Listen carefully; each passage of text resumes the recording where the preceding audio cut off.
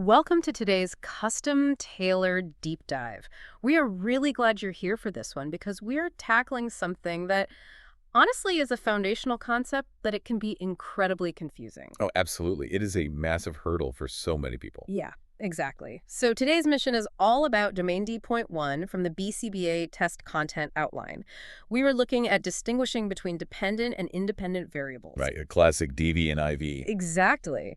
And to do this, we've pulled insights from a huge stack of BCBA mock exams, advanced study guides, and some heavy behavioral ethics texts, just to extract those real, aha moments. And I think it's so important to frame the so what for you listening right now. Because understanding this relationship isn't just a trick to pass a certification exam. Right. I mean, it is the absolute foundation for analyzing how behavior actually changes when you manipulate the environment, whether you are in a clinical setting, a classroom, or just everyday life. Yeah, and that blurry line between cause and effect is exactly why this domain is so notoriously tricky.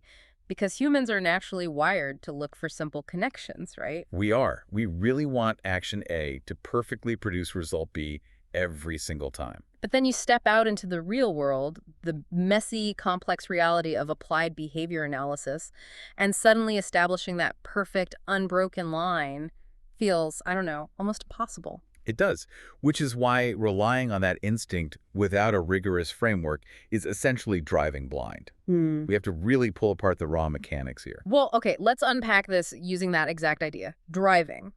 Because I think starting with a relatable, non-clinical example is the best way to lock in the raw definitions. I completely agree. Let's hear it. So imagine you are driving your car in the rain, and you notice that pressing down harder on the accelerator increases the speed of the car. Okay. In this scenario, the independent variable is the specific action you take pressing the accelerator.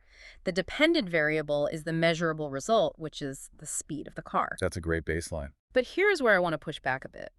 If the speed of the car is the DV and the accelerator is the IV, what about the dashboard gauges? The gauges. Yeah, like the ones illuminating your RPMs or the engine temperature. Aren't those variables too? I mean, they change when you drive. What's fascinating here is that this exact confusion happens in clinics every day. But no, the dashboard gauges are merely measurement tools. Oh, really? Yeah. I mean, the fundamental rule of experimental design is that you attempt to change only one variable at a time. The independent variable is the active environmental manipulation. The actual pressing of the pedal. Exactly. And the dependent variable is the measurable result, the speed. The gauges simply allow you to observe the state of the machine. They don't cause the car to move, right? Right. Looking at your speedometer doesn't make you go faster. Exactly. And in a clinical setting, that dashboard gauge is your data sheet or your digital tracker. Oh, that makes so much sense. If you're trying to reduce severe property destruction using, say, functional communication training, your data sheet is not the dependent variable. The property destruction is. Right. The data sheet is just your reporting mechanism. The communication training is the independent variable. So you must isolate the exact action from the behavior being measured. That is a huge takeaway. You have to isolate the IV from the DV to prove any kind of functional relationship. Exactly. But there's a catch when we move from cars to humans. Which brings us to the precision problem because, measuring the speed of a car is relatively easy. A vehicle has mechanical certainty. It does. A car is predictable. Human behavior lacks that mechanical certainty completely. Yeah, it's messy. And there's this great example in the sources, the making the bed scenario, that shows how easily a dependent variable can be totally misunderstood if it isn't defined perfectly. Oh, I know the exact case study you're talking about. Walk us through it. Okay, so a behavior plan states that a token, which is our independent variable, will be delivered contingent on a client making their bed. And making the bed is the dependent variable. Sounds pretty standard so far. Right. But a supervisor reviews this plan and kicks it back, demanding the dependent variable be clarified. And my first thought reading this was, wait, making the bed seems pretty obvious. You think so, right? Yeah. Why isn't that a good enough dependent variable? It's literally a yes or no question. You look at the bed, and it's either made or it's not. Well, the flaw there is assuming your personal definition of a made bed perfectly aligns with every other observer's definition. Ah, I see. In ABA, the DV must be explicitly operationalized. The text outlines 3 non-negotiable characteristics for a valid behavioral definition. What are they? It has to be objective, clear, and complete. Objective meaning only observable characteristics, right? Right. And clear means an unfamiliar observer could read it and immediately understand it. And complete means establishing rigid boundaries on what is and isn't included. Like, are the pillows fluffed or the sheets tucked in? Exactly. Without those boundaries, you get what we call data drift. So, like, one behavior technician comes in on Tuesday, sees a blanket thrown over the mattress, thinks, close enough, and gives the token. Yep. And then Wednesday, a different tech comes in, sees the pillows are crooked, and denies the token. Wow. When observers record data inconsistently like that, your study's internal validity is just destroyed. And internal validity is our confidence that the independent variable is actually what caused the change in the dependent variable, right? Exactly.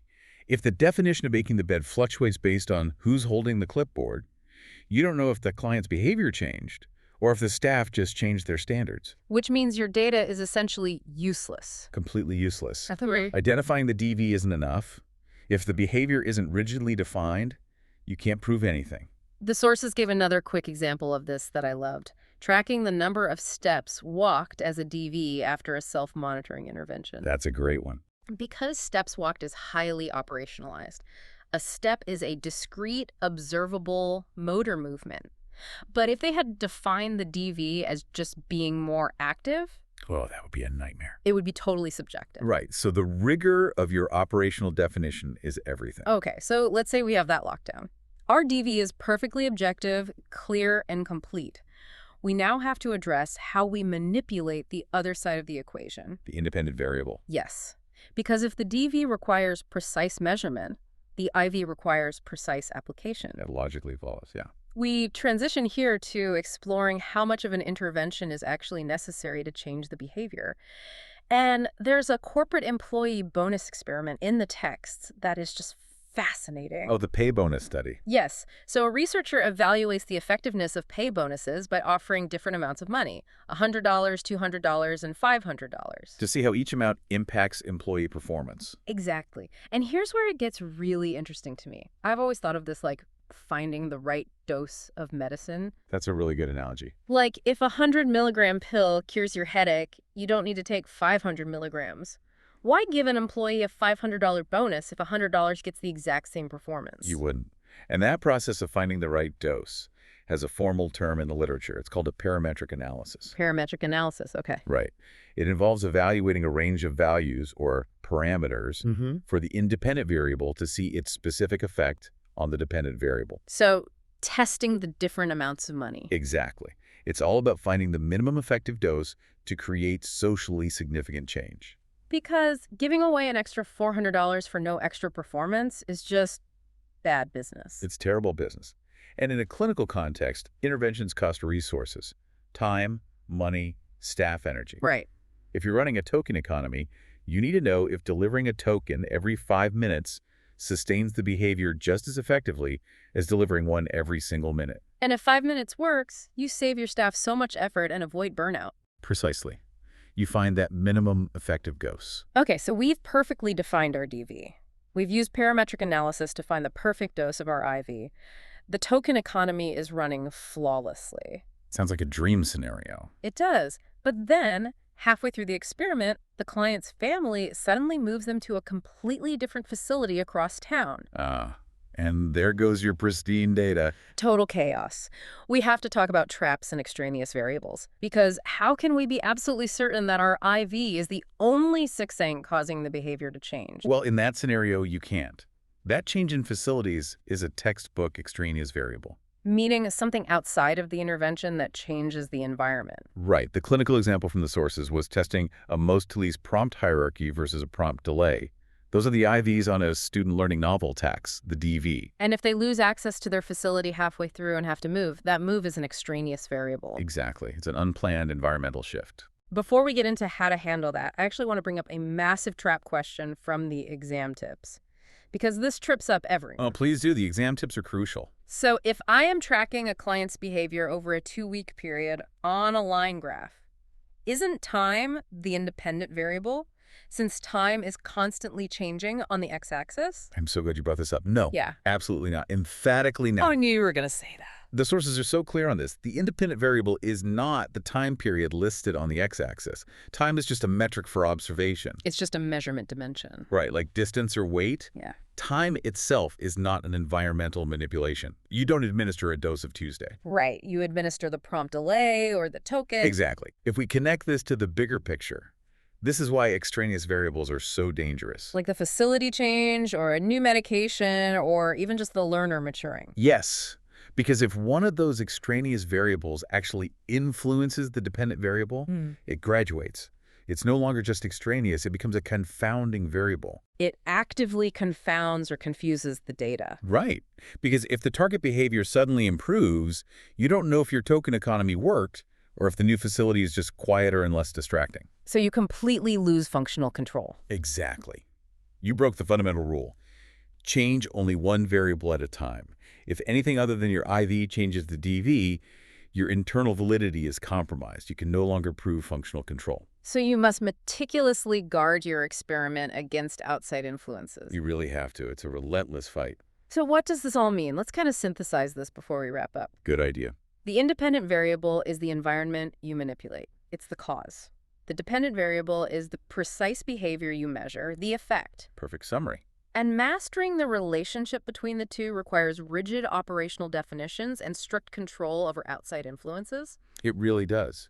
But before we sign off, there is one final, more advanced concept from the single case design text that I want to leave you with. Something to really mull over. Oh, I love these. Lay it on us. It's the logical fallacy of affirmation of the consequent. Okay, that sounds intense. It's actually a flaw at the very heart of all baseline logic in ABA. It relies on a flawed loop. If A is true, then B is true. B is true, therefore A is true. Wait, can you give an example of how that applies to what we just talked about? Sure. Think of it like this. If my token system works, that's A. Trash throwing will decrease. That's B. Yeah. Trash throwing decreased, therefore my token system worked. That sounds like standard clinical logic to me. It does. But logically, it's a fallacy. Just because the behavior decreased doesn't prove the token system caused it. It's like saying, if it rains, the grass is wet. The grass is wet, therefore it rained. But someone could have just turned on a sprinkler. Exactly. The sprinkler is your extraneous variable. So knowing that our entire baseline logic relies on this technical fallacy, it challenges you to think. How many times must we replicate an experiment? Oh, wow. How many times do we have to turn the intervention on and off before we can confidently claim we've achieved undeniable experimental control? That is such a profound way to look at it. You really have to prove it over and over again to rule out the sprinklers. Exactly. It keeps you humble as a practitioner. It absolutely does. Well, that is incredibly thought-provoking. Thank you all for joining us on this deep dive. Yes, thank you for listening. Keep questioning the variables in your own environment, stay curious, and keep applying these principles to your exam prep and practice. We will catch you on the next deep dive.